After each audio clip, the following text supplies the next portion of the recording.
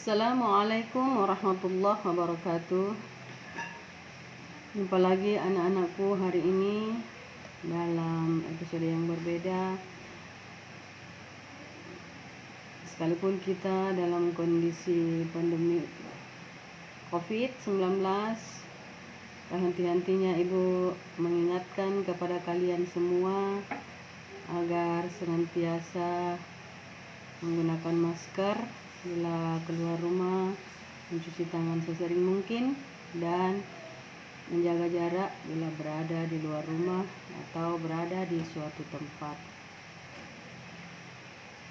Tak lupa pula, Ibu berharap kepada kalian semua agar senantiasa semangat dalam menjalankan tugas-tugas kalian, aktivitas kalian, utamanya dalam mengerjakan tugas-tugas yang diberikan oleh para dewan guru kalian. Jangan lupa jaga iman dan imun dan tetap stay di rumah. Hari ini kita akan membahas tentang hidup tenang dengan kejujuran, amanah, dan istiqomah. Minggu lalu kita sudah membahas tentang kejujuran, dan minggu ini insya Allah kita akan melanjutkan pembelajaran kita dengan materi hidup tenang dengan amanah. Nah, anak-anakku sekalian, sebelum kita memulai pelajaran, sebaiknya kita berdoa terlebih dahulu. Untuk yang beragama Islam, Ibu akan memimpin doanya. A'udzu billahi minasyaitonir rajim. Bismillahirrahmanirrahim. Rabbi zidni ilma warzuqni fahma waj'alni minas sholihin. Ya Allah, tambahkanlah ilmuku dan berilah aku kemudahan, dan jadikanlah aku ke dalam golongan orang-orang yang soleh. Nah, sekarang kita menuju ke kompetensi dasar pada 3.5, memahami makna perilaku jujur, amanah, dan istiqomah. Kemudian pada 4.5, menyajikan makna perilaku jujur, amanah, dan istiqomah, dan hadis yang terkait. Selanjutnya, tujuan pembelajaran yang ingin kita capai pada hari ini, yang pertama, menyebutkan pengertian amanah sebagai implementasi dari Quran Surah Al-Anfal atau surah ke-8 ayat 27 dan hadis yang terkait. Kemudian yang kedua, menjelaskan makna atau manfaat amanah sebagai implementasi dari Quran Surah Al-Anfal atau surah ke-8 ayat 27 dan hadis yang terkait. Yang ketiga, menunjukkan contoh perilaku amanah sebagai implementasi dari Quran Surah Al-Anfal atau surah ke-8 ayat 27 dan hadis yang terkait. Nah, sekarang kita memasuki pengertian amanah. Amanah artinya terpercaya atau dapat dipercaya. Amanah juga berarti pesan yang dititipkan dapat disampaikan kepada orang yang berhak. Amanah wajib ditunaikan oleh setiap orang adalah hak-hak Allah Subhanahu wa Ta'ala, seperti salat, zakat, puasa, berbuat baik kepada sesama, dan yang lainnya. Sebagaimana sabda Rasulullah Shallallahu Alaihi Wasallam yang artinya, dari Ibnu Umar radhiyallahu anhu, Rasulullah Shallallahu Alaihi Wasallam bersabda, setiap kalian adalah pemimpin, dan akan dimintai pertanggungjawaban atas kepemimpinannya. Seorang kepala negara adalah pemimpin dan akan diminta pertanggungjawaban perihal rakyat yang dipimpinnya. Nah, sekarang kita akan mempelajari macam-macam amanah. Amanah terbagi 3. Yang pertama, amanah terhadap Allah Subhanahu wa Ta'ala. Amanah ini berupa ketaatan akan segala perintah dan menjauhi segala larangannya. Allah berfirman dalam Quran surah Al-Anfal atau surah ke-8 ayat 27 yang berbunyi, A'udzu billahi minasy syaithanir rajim. Bismillahirrahmanirrahim. Ya ayyuhalladzina amanu la takhunullaha wa rasulahu wa takhunu amanatikum wa antum ta'lamun. Artinya, wahai orang-orang yang beriman, janganlah kalian mengkhianati Allah dan Rasul Muhammad, dan juga jangan kalian mengkhianati amanat-amanat yang dipercayakan kepada kamu, sedangkan kamu mengetahui. Kita adalah pemimpin. Semua manusia yang diciptakan oleh Allah adalah pemimpin. Sebagai ibu rumah tangga, memimpin anak-anak. Sebagai ayah, memimpin keluarga, ibu dan anak-anaknya. Dan merupakan tanggung jawab yang harus dipertanggungjawabkan di akhirat kelak. Amanah yang kedua adalah amanah terhadap sesama manusia. Amanah ini meliputi hak-hak antar sesama manusia. Misalnya, ketika dititipi pesan atau barang, maka kita harus menyampaikan kepada yang berhak.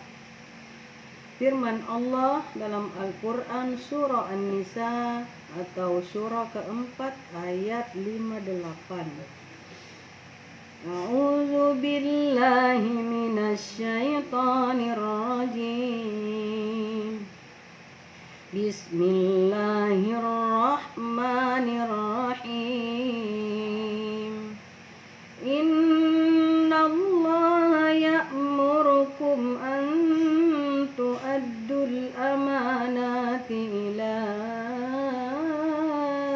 ahliha. Artinya, sesungguhnya Allah Subhanahu wa Ta'ala menyuruh kamu untuk menyampaikan amanah kepada yang berhak menerima.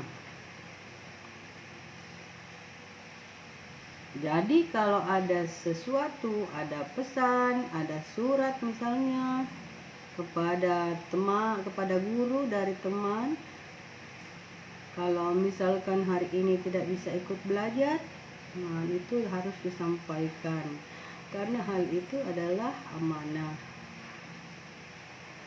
Kemudian amanah yang ketiga, amanah terhadap diri sendiri. Amanah ini dijalani dengan memelihara dan menggunakan segenap kemampuannya demi menjaga kelangsungan hidup, kesejahteraan, dan kebahagiaan diri. Allah Subhanahu wa Ta'ala berfirman dalam Quran surah Al-Mu'minun atau surah ke-23 ayat 8. A'udzu billahi minasy syaithanir rajim. Bismillahirrahmanirrahim. Walladzina hum li amanatihim wa ahdihim ra'un.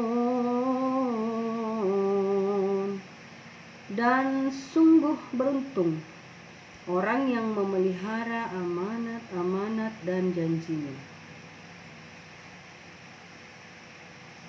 Sekarang kita melangkah ke hikmah atau manfaat perilaku amanah. Yang pertama, dipercaya orang lain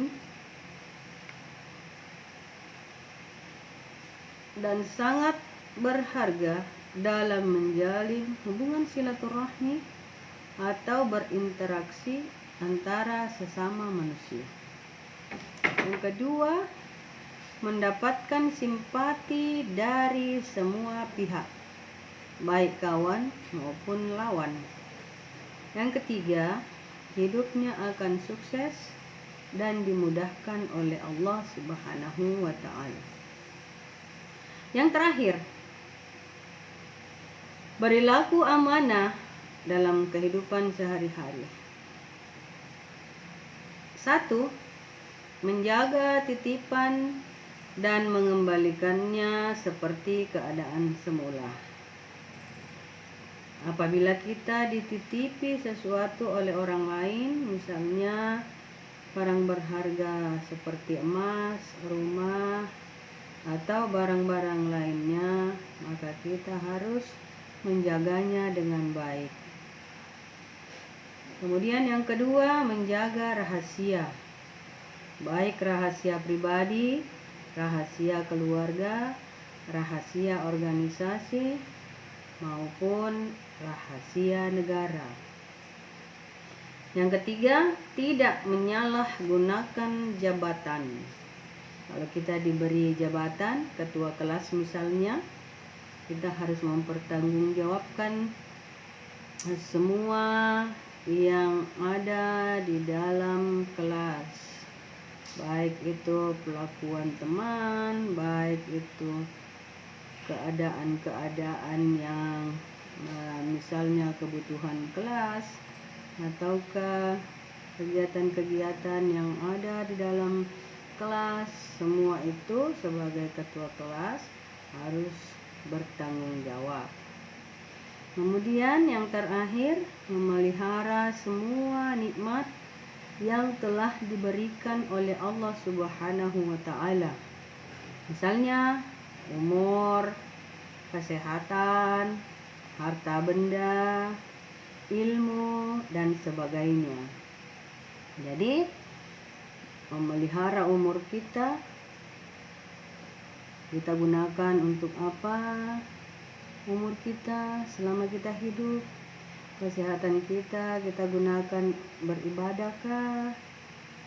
Harta benda kita apakah disedekahkan atau dibagikan kepada yang berhak? Kemudian ilmu kita manfaatkan. Misalnya kita mendapatkan ilmu seperti di sekolah ataukah di pengajian-pengajian, supaya bermanfaat, kita melaksanakannya dalam kehidupan sehari-hari, lalu kemudian kita berikan kepada orang lain, sehingga apa yang kita ucapkan orang lain melakukan dalam hal kebaikan ya, tapi kalau dalam hal keburukan ya itu salah. Ya, oke, anak-anakku.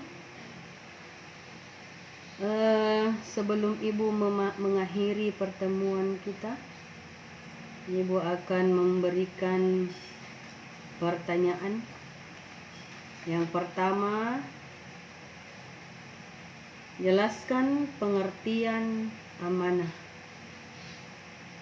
Yang kedua, kepada siapakah kita harus amanah?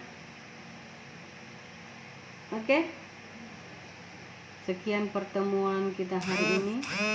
Semoga bermanfaat dan semoga bernilai ibadah di sisi Allah. Assalamualaikum warahmatullahi wabarakatuh.